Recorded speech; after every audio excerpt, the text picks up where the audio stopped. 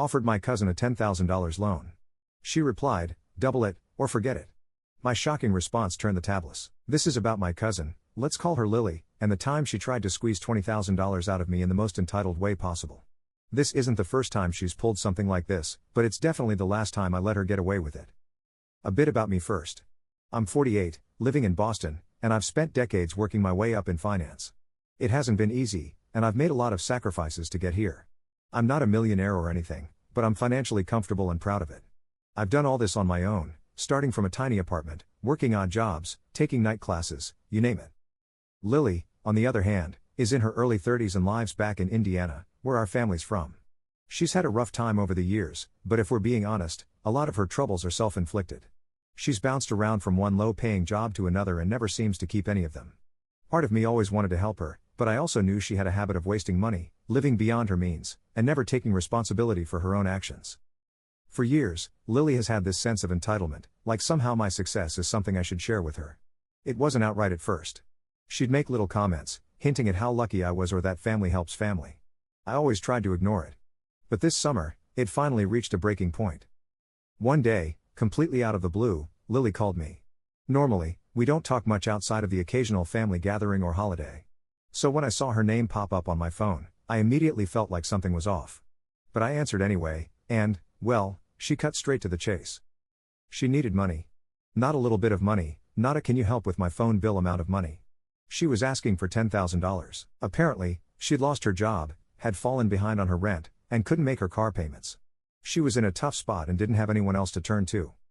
I'd heard this story before, and honestly, I was skeptical. Just a few weeks before, I'd seen pictures on Facebook from her latest weekend getaway and shopping spree. But, hey, family's family, right? So I listened, thought about it, and decided I'd offer her the $10,000. I told her it would be a loan, not a gift, and I'd expect her to pay me back in small installments. No interest, no strict timeline, just a loan to help her get back on her feet, with the expectation she'd return it once things were stable again. The moment the words left my mouth, there was a pause on her end. And then she laughed. She actually laughed at me. "10,000? She said, like I'd offered her pocket change. "Come on, you can do better than that. You're not struggling. Just make it $20,000, and then I'll consider it." I was stunned. Here I was, offering her $10,000, money I'd earned through years of hard work, and she was asking me to double it, like she was doing me a favor. She wanted me to consider doubling it? And the tone, there was no gratitude, no appreciation, just entitlement.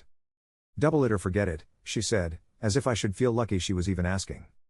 It took me a minute to process what she was saying. She was demanding $20,000 without even a hint of remorse, as if this was some sort of family obligation I owed her just because I was better off.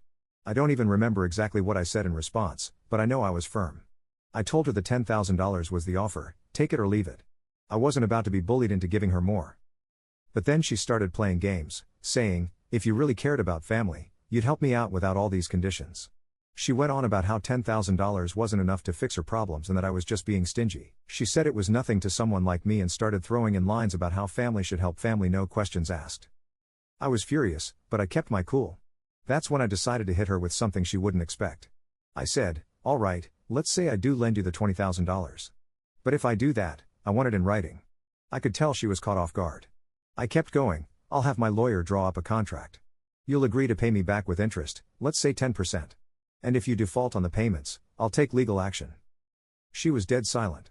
You could practically hear her brain processing what I was saying. A contract? An interest rate? She had no idea I was serious. But I could tell she was hesitating. So, I doubled down. "It's $20,000, Lily. Family or not, that's a serious amount of money. I need some assurance I'll get it back. If you agree, I'll send over the contract. Deal?" Now, I knew Lily didn't have a clue about personal finance, much less loan agreements. But I was done with her manipulative tactics, and I wanted her to feel the weight of what she was asking. She tried to backpedal a little, saying maybe we could keep it between family, that we didn't need a contract. But I stood firm. "Look, this is what I'm comfortable with. If you really need the money, you'll sign it. Otherwise, I can't help." After a long pause, she agreed. I told her I'd get back to her with the paperwork and ended the call. Now, I wasn't about to mess around. I went to my lawyer and explained the situation. He drafted up one of the most airtight loan contracts I'd ever seen. This wasn't just some basic agreement, this thing was bulletproof. It outlined every detail, from the principal amount to the interest, to what would happen if she missed even one payment. And, just to drive the point home, I added a clause stating that if she defaulted, I'd have the right to seize assets, including her car. It wasn't like she had much else to her name, but I wanted her to realize that money wasn't something to be thrown around lightly.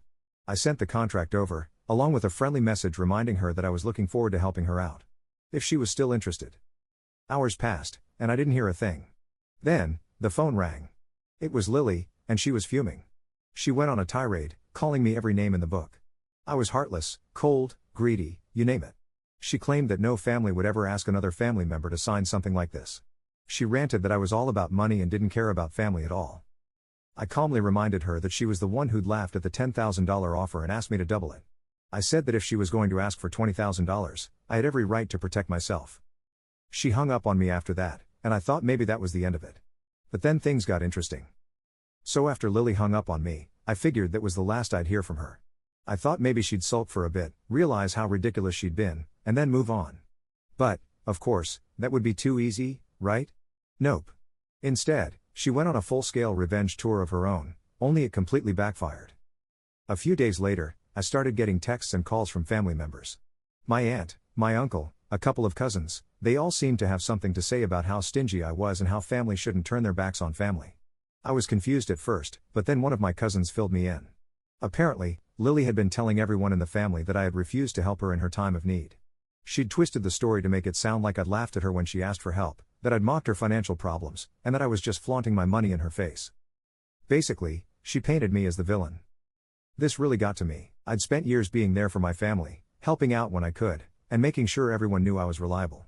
Now here I was, with family members judging me because of her lies. I could have ignored it, but I was fed up. She'd crossed a line, and I wasn't going to let her get away with it. So, I decided to do a little exposing of my own. I called up a good friend of mine who's an attorney. I explained the whole situation, and he gave me some advice that, honestly, was brilliant.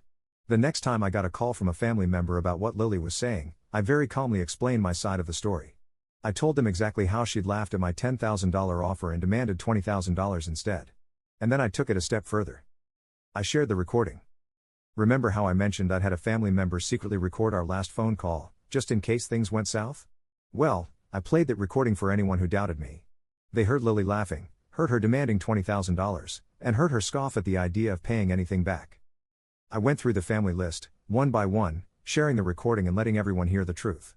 I showed them the contract I'd offered her, the one with basic repayment terms and the small interest rate. I explained that I'd been willing to help, but she was the one who got greedy. Slowly but surely, the tide turned. Family members who'd been giving me grief started to realize what was really going on. They began calling Lily out for lying and manipulating them, and a lot of them were furious. Some of my relatives even apologized for believing her, and the rest? Well, they stayed quiet. But it didn't end there.